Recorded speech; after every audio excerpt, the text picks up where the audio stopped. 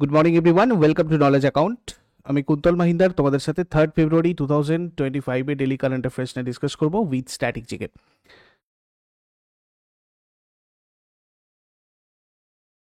দেখো, আজকে যেহেতু সরস্বতী পূজা, সবাইকে হ্যাপি সরস্বতী পূজা প্রথমেই। আর তোমাদের ডেলি কারেন্ট অ্যাফেয়ার্স আর 7টার ক্লাসটা শুধু আজকে হবে, বাদবাকি অন্যান্য সমস্ত ক্লাস অফ থাকছে। বাদবাকি কালকেও সমস্ত ক্লাস করানোর চেষ্টা করা হবে, ম্যাথের ক্লাসটা বাদ দিয়ে। তো সেগুলো তোমাদের টেলিগ্রামে আমি বলে দেবো। আজকে সন্ধ্যাবেলায় টেলিগ্রামে বলে দেবো কালকে ক্লাস হচ্ছে কি না হচ্ছে, তোমরা একটু টেলিগ্রামে সবাই খেয়াল রেখো।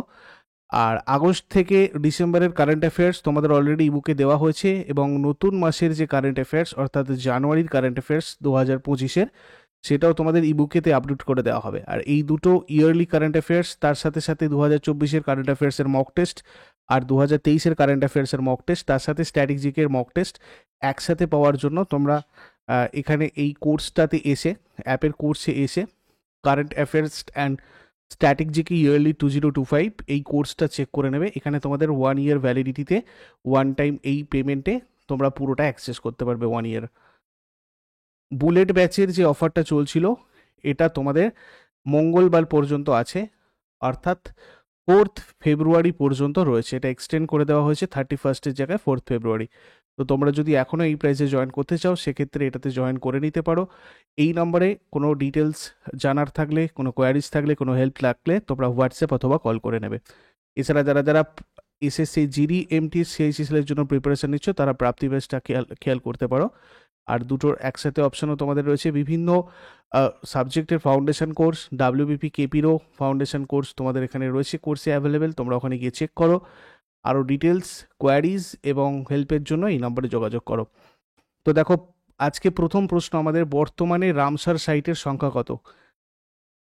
আজকে তোমাদের ইংলিশ ল্যাঙ্গুয়েজটা আমি দিতে পারিনি, নেক্সট দিন থেকে আশা করি ইংলিশ ল্যাঙ্গুয়েজটা তোমাদেরকে প্রোভাইড করে দিতে পারবো। 2/2/2025 অর্থাৎ 2 ফেব্রুয়ারি 2025-এর আপডেট অনুযায়ী এখন রামসার সাইটের সংখ্যা হচ্ছে তোমার 89টা।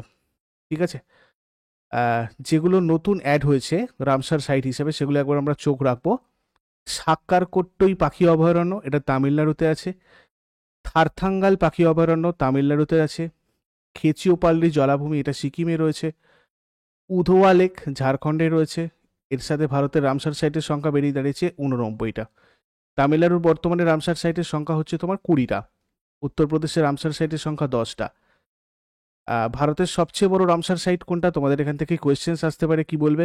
সুন্দরবন, ওয়েস্ট বেঙ্গলের। ভারতের দ্বিতীয় বৃহত্তম রামসার সাইট কোনটা? ভেম্বনাথ কোল জলাভূমি, কেরালাতে রয়েছে। ভারতের তৃতীয় বৃহত্তম রামসার সাইট কোনটা? চিল্কা হ্রদ, ওড়িশার। ভারতের সবচেয়ে ছোট রামসার সাইট হচ্ছে তোমার রেণুকা হ্রদ, হিমাচল প্রদেশের। এছাড়া জম্মু কাশ্মীরের উলার হ্রদ ভারতের বৃহত্তম স্বাদু জলের হ্রদ। সিকিমের চোলামু হ্রদটা ভারতের সর্বোচ্চ হ্রদ। উড়িষ্যার চিল্কা হ্রদ ভারতের বৃহত্তম লবণাক্ত জলের হ্রদ। কেরালার ভেম্বনাথ হ্রদটা ভারতের দীর্ঘতম হ্রদ। গোবিন্দ বল্লভ পান্ত সাগর ভারতের বৃহত্তম কৃত্রিম হ্রদ। বিশ্ব জলাভূমি দিবস প্রত্যেক বছর 2 ফেব্রুয়ারিতে পালন করা হয়। প্রথমবার বিশ্ব জলাভূমি দিবস 1997 সালে পালন করা হয়েছিল। এর থিম 2025-এর যেটা ওয়ার্ল্ড ওয়েটল্যান্ডস ডে ছিল, সেটা হচ্ছে protecting wetlands for our common future. Bharat কত সালে রামসার সম্মেলন দ্বারা হওয়া চুক্তিতে স্বাক্ষর করেছে? 1 ফেব্রুয়ারি 1982-তে। রামসার সম্মেলন অনুষ্ঠিত হয়েছিল 2 ফেব্রুয়ারি 1971-তে ইরানে। তো রামসার সম্মেলনে বিলুপ্ত হয়ে যাওয়া জলাভূমি সংরক্ষণের জন্য করা হয়েছিল, যে জলাভূমিগুলো বিলুপ্ত হয়ে যাচ্ছে আস্তে আস্তে, সেগুলো যাতে সংরক্ষণ করা যায়, তার উদ্দেশ্যে এটা করা হয়েছিল। রামসার সম্মেলন ইরানের রামসার শহরে কাস্পিয়ান সাগরের তীরে অনুষ্ঠিত হয়েছিল। আর এই রামসার সম্মেলন দ্বারা হওয়া চুক্তি 21 ডিসেম্বর 1975 সালে গ্রহণ করা হয়। রামসার চুক্তির অফিসিয়াল ল্যাঙ্গুয়েজ ছিল ইংরেজি, স্প্যানিশ এবং ফ্রেঞ্চ। আর রামসার চুক্তিতে প্রথমে 7টা দেশ স্বাক্ষর করেছিল। বর্তমানে রামসার চুক্তিতে স্বাক্ষরিত দেশের সংখ্যা 172টা। তারপরে কোন রাজ্যে 20,000-এর বেশি বাসিন্দাদের জমি অধিকার প্রদানের জন্য 3টি প্রস্তাবিত রিজার্ভ বন বাতিল করা হয়েছে? তো এটা আসামে করা হয়েছে। আসামের অ্যাকচুয়ালি আসাম সরকার 20,000-এর বেশি বাসিন্দাদের জমি অধিকার প্রদানের জন্য তিনসুকিয়া জেলায় 3টে প্রস্তাবিত রিজার্ভ বন বাতিল করার সিদ্ধান্ত নিয়েছে।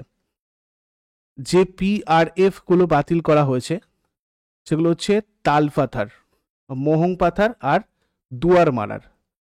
তো দেখো এখানে এগুলো জিজ্ঞাসা করা হতে পারে যে এটা কোথায় রয়েছে, এই টাইপের কোয়েশ্চেন তোমাদের কিন্তু আসতে পারে।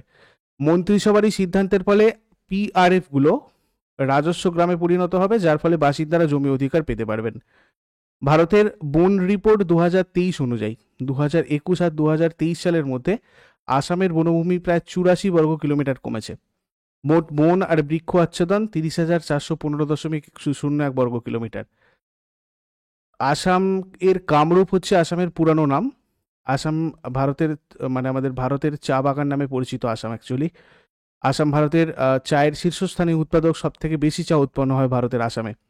আসাম ভারতের উত্তর পূর্বাঞ্চলীয় রাজ্যগুলোর প্রবেশদ্বার হিসেবেও পরিচিত। আসাম ভুটান এবং বাংলাদেশের সাথে আন্তর্জাতিক সীমানা ভাগ করে নেয়, অর্থাৎ ভুটান আর বাংলাদেশের সাথে আন্তর্জাতিক সীমানা রয়েছে আসামের। গুয়াহাটি পূর্বের আলো হিসাবে পরিচিত। গুয়াহাটি হাইকোর্ট রাজ্যের সংখ্যার দিক থেকে বৃহত্তম এখতিয়ার। আর জোরহাট আসামের সাংস্কৃতিক রাজধানী। ব্রহ্মপুত্র আসামের দুঃখ হিসাবে পরিচিত। মানস জাতীয় উদ্যান রয়্যাল বেঙ্গল টাইগারদের জন্য বিখ্যাত। কাজিরাঙ্গা জাতীয় উদ্যানটা একশৃঙ্গ গন্ডারের জন্য বিখ্যাত। অরেঞ্জ জাতীয় উদ্যানটা মিনি কাজিরাঙ্গা নামে পরিচিত। আর আসামের ডিব্রু সাইখোয়া, এটা হচ্ছে ভারতের ক্ষুদ্রতম জীবমণ্ডল সংরক্ষণ। ব্রহ্মপুত্র নদীতে অবস্থিত বিশ্বের বৃহত্তম নদী হচ্ছে মাজুলি দ্বীপ। ভূপেন হাজারিকা সেতু বা ঢোলা সাদিয়া সেতু, এটা হচ্ছে ভারতের দীর্ঘতম সেতু, আসামের লোহিত নদীর উপর অবস্থিত। আসাম গঠিত হয়েছিল 26শে জানুয়ারি 1950-এ। এর রাজধানী দিশপুর। আন্তর্জাতিক সীমানা রয়েছে দুটো দেশের সাথে, ভুটান আর বাংলাদেশ। টোটাল 7টা রাজ্যের সাথে সীমানা রয়েছে, অরুণাচল প্রদেশ, পশ্চিমবঙ্গ, নাগাল্যান্ড, মণিপুর, মিজোরাম, ত্রিপুরা এবং মেঘালয়। জেলার সংখ্যা টোটাল 31টা। সরকারি ভাষা অসমীয়া। বিধানসভার সিট রয়েছে 126টা, রাজ্যসভার 7টা আসন রয়েছে, লোকসভার রয়েছে 14টা আসন। গুয়াহাটি হাইকোর্ট হচ্ছে এখানকার প্রধান হাইকোর্ট। প্রথম রাজ্যপাল মোহাম্মদ সালে আকবর হায়দারি, বর্তমান রাজ্যপাল লক্ষণ প্রসাদ আচার্য। প্রথম মুখ্যমন্ত্রী গোপীনাথ বরদলৈ আর বর্তমান মুখ্যমন্ত্রী Himanta Biswa Sarma. State animal Indian rhinoceros, state bird white winged wood duck. State tree hollong. National park Dibru Saikhowa national park, Kaziranga national park, Manas, Orang, Nameri national park, Raimona national park আর দেহিং পাটকাই ন্যাশনাল পার্ক। তারপরে কোন গ্রামকে গুজরাটের প্রথম জৈব বৈচিত্র্য ঐতিহ্য স্থল হিসেবে ঘোষণা করা হয়েছে? দেখো, গুজরাটের প্রথম জৈব বৈচিত্র্য ঐতিহ্য স্থল হিসেবে ঘোষণা করা হয়েছে গুনেরিকে। কচ্ছ জেলার গুনেরি গ্রামের আভ্যন্তরীণ ম্যানগ্রোভ স্থলকে গুজরাটের প্রথম জৈব বৈচিত্র্য ঐতিহ্য স্থল হিসেবে ঘোষণা করা হয়েছে। গুজরাট জৈব বৈচিত্র্য বোর্ডের সুপারিশ অনুযায়ী জৈব বৈচিত্র্য আইন 2002 অনুযায়ী 32.78 হেক্টর এলাকা স্বীকৃত হয়েছে। এই উদ্যোগের লক্ষ্য একটি কাঠামোগত সংরক্ষণ পরিকল্পনার মাধ্যমে এই অঞ্চলের অনন্য উদ্ভিদ এবং প্রাণীদের সুরক্ষা আর সমৃদ্ধি করা। গুজরাট গঠিত হয় 1 মে 1960-তে। রাজধানী গান্ধীনগর। আন্তর্জাতিক সীমানা শুধু পাকিস্তানের সাথে রয়েছে 506 কিলোমিটারের। আর 3টে রাজ্যের সাথে সীমানা রয়েছে, রাজস্থান, মধ্যপ্রদেশ এবং মহারাষ্ট্র। টোটাল 33টা জেলা রয়েছে এবং সরকারি ভাষা গুজরাটের গুজরাটি। বিধানসভার 182টা আসন, রাজ্যসভার 11টা আসন, লোকসভার 26টা আসন। হাইকোর্ট হচ্ছে এখানকার গুজরাট হাইকোর্ট আহমেদাবাদে রয়েছে। প্রথম রাজ্যপাল নবাব মেহেদি নওয়াজ জং, বর্তমান রাজ্যপাল আচার্য দেবব্রত। আর প্রথম মুখ্যমন্ত্রী জীবরাজ নারায়ণ মেহতা, বর্তমান মুখ্যমন্ত্রী ভূপেন্দ্র প্যাটেল, 17th মানে হচ্ছে chief minister. State animal Asiatic lion, state bird greater flamingo, state tree banyan. আর গুজরাটের দীর্ঘতম নদী হচ্ছে Narmada. UNESCO world heritage site কি কি রয়েছে এখানে? রানী কি ভাব রয়েছে গুজরাটের পাটানে। চম্পানের পাভাগড় প্রত্নতাত্ত্বিক উদ্যান রয়েছে গুজরাটে। আহমেদাবাদের ঐতিহাসিক শহর ধুলাভিরা হরপ্পান সাইট, যেটা এই 4টি ইউনেস্কো ওয়ার্ল্ড হেরিটেজ সাইট এখানে রয়েছে। ন্যাশনাল পার্ক কি কি আছে? ব্ল্যাক বাক, গির, সামুদ্রিক। এই গির জাতীয় উদ্যানটা গুজরাটের বৃহত্তম জাতীয় উদ্যান। ভাসদা ন্যাশনাল পার্ক রয়েছে। আর গুজরাটের রামসার সাইট নল সরোবর পাখি অভয়ারণ্য আহমেদাবাদে রয়েছে। থোল লেক রয়েছে মেহসানা গুজরাট। ওয়াধবানা জলাভূমি ভাদোদারা। কিচদিয়া পাখি অভয়ারণ্য জামনগর, এগুলো রয়েছে। পাটোলিয়া, ভিল, ধোদিয়া, বামচা, বরদা, পারদি, চরণ, গামতা, এগুলো গুজরাটের উপজাতি। নিউক্লিয়ার পাওয়ার প্ল্যান্ট এখানে রয়েছে কাকরাপাড়ের। গুজরাট আন্তর্জাতিক বিমানবন্দর কি কি রয়েছে? সর্দার বল্লভভাই প্যাটেল আন্তর্জাতিক বিমানবন্দর, এটা রয়েছে আহমেদাবাদে। সুরাট আন্তর্জাতিক বিমানবন্দর রয়েছে সুরাটে। ভাদোদারা আন্তর্জাতিক বিমানবন্দর রয়েছে ভাদোদারাতে। গুজরাটের 3টা আন্তর্জাতিক বিমানবন্দর আর 9টা আভ্যন্তরীণ বিমানবন্দর রয়েছে এবং 2টো ব্যক্তিগত বিমানবন্দর রয়েছে আর 3টে সামরিক ঘাঁটি আছে। দেখো পাটেলিয়া, আচ্ছা এগুলো তোমাদের হয়ে গেছে অলরেডি, আমি বলে দিয়েছি। নেক্সট চলে এসো 2024 সালের বোর্ডের বার্ষিক অনুষ্ঠানে বিসিসিআই লাইফ টাইম অ্যাচিভমেন্ট অ্যাওয়ার্ডে কে ভূষিত হয়েছেন? 2024 সালের বোর্ডের বার্ষিক অনুষ্ঠানে BCCI lifetime achievement award এটা পেয়েছেন সচিন টেন্ডুলকার। সচিন টেন্ডুলকার বার্ষিক অনুষ্ঠানে 2024 সালের জন্য BCCI lifetime achievement award পেতে চলেছেন। এই পুরস্কারটা 2024 CK Naidu lifetime achievement award actually, এই স্বীকৃতি ভারতীয় এবং আন্তর্জাতিক ক্রিকেটে সচিন টেন্ডুলকারের অতুলনীয় অবদানকে তুলে ধরে।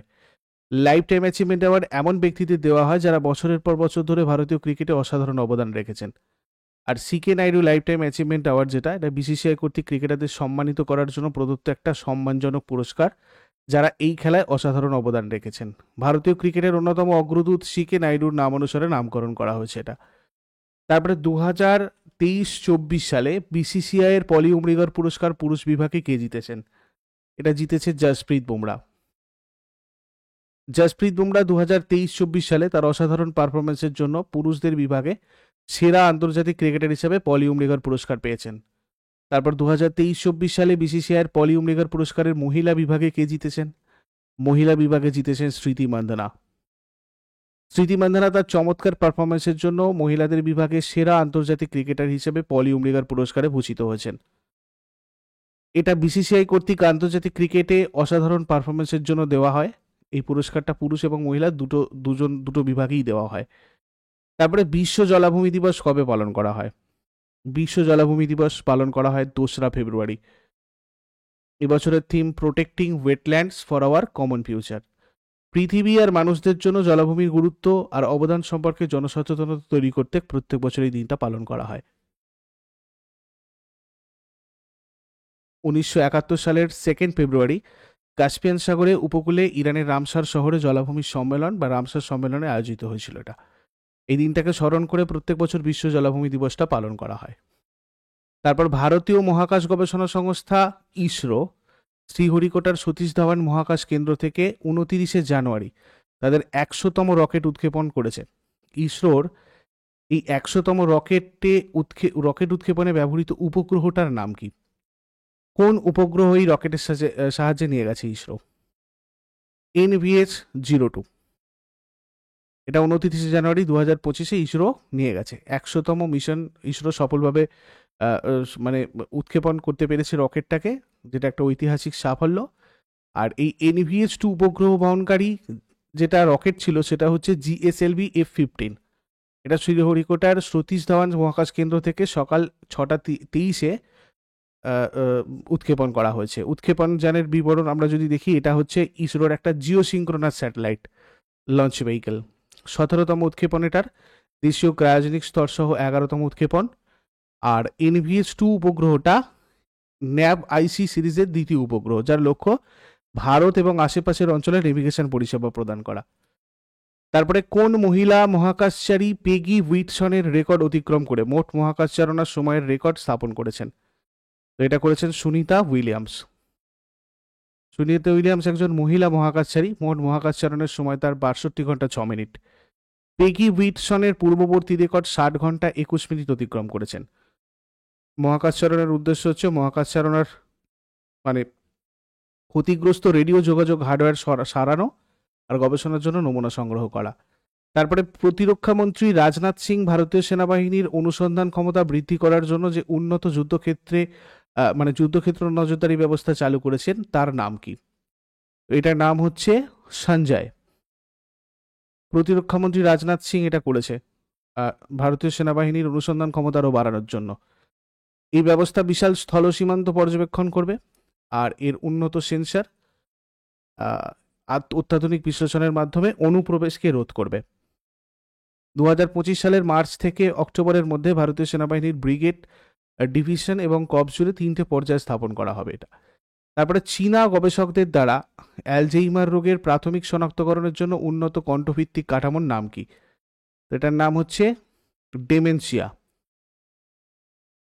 এই ডেমেনশিয়া ইনফ্রাস্ট্রাকচার হচ্ছে অ্যালঝেইমার রোগের এই ডেমেনশিয়া কাঠামো হচ্ছে অ্যালঝেইমার রোগের প্রাথমিক শনাক্তকরণের জন্য একটা উন্নত কণ্ঠভিত্তিক পদ্ধতি। আর এই অ্যালঝেইমার একটা ক্রমবর্ধমান রোগ যেটা যেটা স্মৃতি আর জ্ঞানগত কার্যক্রমকে প্রভাবিত করে, যার ফলে ডিমেনশিয়া হয় আর কি। এবার আগের দিনের হোমওয়ার্কগুলো দেখে নাও। কেন্দ্রশাসিত অঞ্চলের লেফটেন্যান্ট গভর্নরদের কে নিয়োগ করেন? এর উত্তর হয়ে যাবে রাষ্ট্রপতি। ইন্দ্রাবতী ন্যাশনাল পার্ক কোন রাজ্যে অবস্থিত? এটা হয়ে যাবে ছত্তিশগড় রাজ্যের বিজাপুর জেলায়। আর আজকে তোমাদের জন্য প্রশ্ন থাকবে, ভারতের বৃহত্তম ন্যাশনাল পার্ক কোনটা? Lieutenant general Anil Chauhan chief of defence staff হিসাবে নিযুক্ত হয়েছেন। তিনি হলেন ভারতের dash chief of defence staff. কততম চিফ অফ ডিফেন্স স্টাফ? এটা শেষকালে আমাকে তোমরা কমেন্টে জানাও। চট করে আগের দিন সরি চট করে আগের দিনেরগুলো কুইক রিভাইজ করে নেব। যারা যারা লাইভে রয়েছে অ্যান্সার করার চেষ্টা। তো 2 ফেব্রুয়ারি 2025-এর প্রশ্ন আমাদের কি ছিল দেখো। বার্ষিক নাগোবা যাত্রা উৎসব কোন গ্রামে পালিত হয়? বার্ষিক নাগোবা যাত্রা উৎসব পালন করা হয় কেসলাপুরে। বহুভাষিক ই গভর্নেন্সের জন্য ভাসিনীর সাথে অংশীদারিত্ব করা প্রথম উত্তর পূর্বাঞ্চলীয় রাজ্যটা কোনটা?